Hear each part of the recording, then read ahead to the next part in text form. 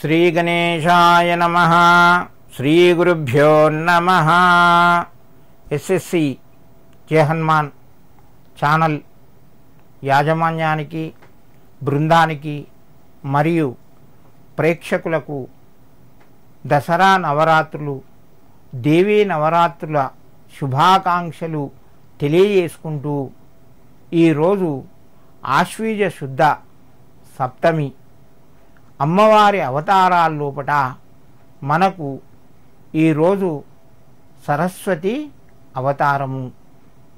అమ్మవారు సరస్వతి మాత మనందరికీ కావలసినటువంటి తల్లి. మనకే కాదు, భవిష్యత్తు వారికి కూడా అమ్మ యొక్క అనుగ్రహము అందరికీ ఉండాలని చెప్పి మనము విద్యాభ్యాసాన్ని ప్రారంభిస్తాం, విద్యను నేర్చుకుంటాము. మనిషి ఎప్పటికీ జ్ఞానాన్ని సముపార్జన చేసేవాడిగా ఉండాలి. అంటే ఎప్పుడు మనం విద్యార్థిగానే ఉండాలి, వయసుతో సంబంధం లేదు. ఒక దశలో మనము ప్రపంచాన్ని తెలుసుకునేందుకు విద్యను నేర్చుకుంటాము. మరొక దశలో మనం ఎలా జీవించాలి, మనం ఎలా మెదులుకోవాలి అన్నదానికి మనము విద్యను అభ్యసిస్తాము. మరొక దశలో మనము మోక్షాన్ని ఎలా పొందాలి, జీవితాన్ని స్వార్థకం ఎలా చేసుకోవాలి అన్నటువంటి పరంగా మనము విద్యను అంటే జ్ఞానాన్ని నేర్చుకుంటాము. ఈరోజు సరస్వతీదేవి యొక్క రూపము.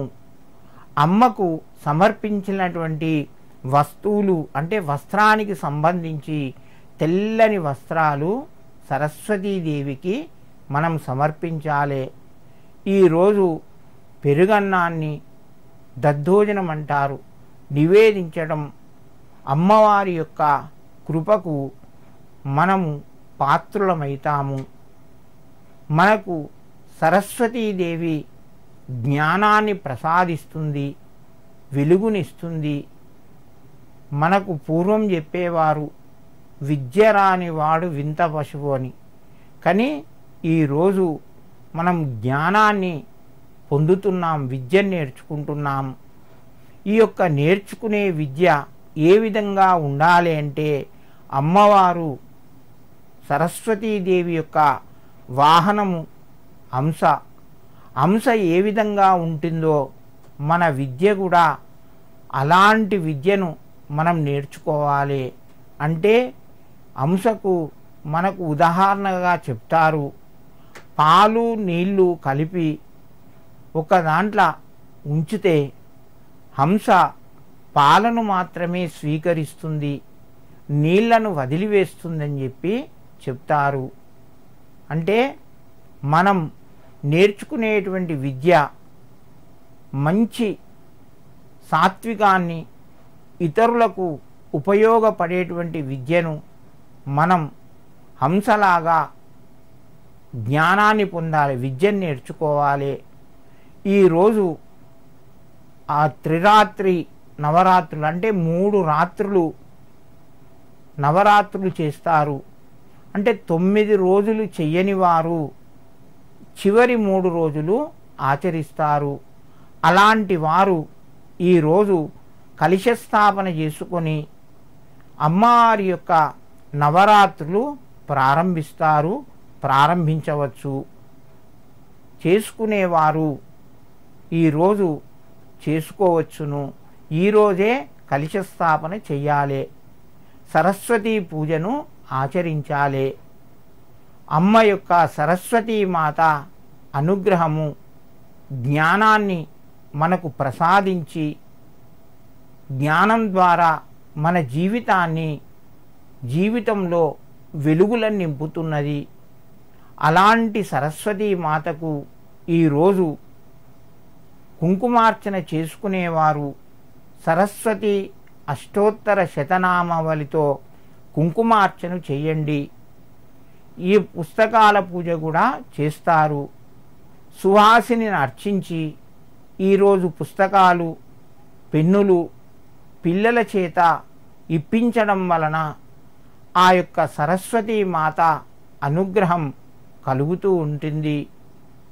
సరస్వతీదేవిని మనము చిన్నప్పుడే అక్షరాభ్యాసం చేసేటప్పుడే అమ్మవారును మాకు ఎలాంటి ఆటంకాలు లేకుండా మా వాడికి మా పిల్లలకు మంచి చదువునియ్యమ్మా అని చెప్పి వేడుకుంటాము. ఈరోజు విద్యార్థులు ముఖ్యంగా సరస్వతీదేవి యొక్క శ్లోకాన్ని పఠించండి.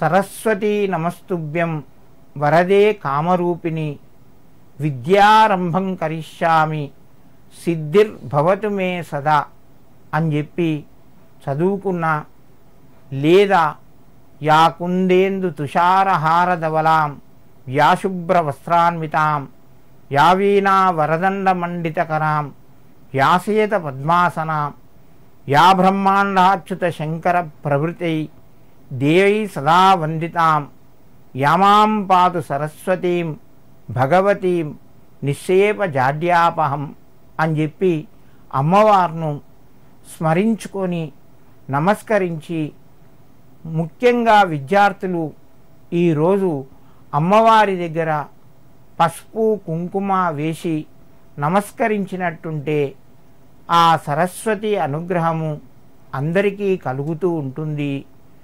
ఈరోజు సరస్వతీ మాత అనుగ్రహము మనందరికీ కలిగి మంచి జ్ఞానాన్ని పొంది, జ్ఞానం ద్వారా మనము ఐశ్వర్యవంతులమై ఇతరులకు కూడా సహాయం చేస్తూ దైవ కార్యక్రమాల్లోపట పాలు పంచుకోవాలి, మరింత ఆధ్యాత్మిక చింతన పెరగాలని చెప్పి అందరికీ శుభం కలగాలని చెప్పి కోరుకుంటూ సమస్త సన్మంగళాని భవంతు.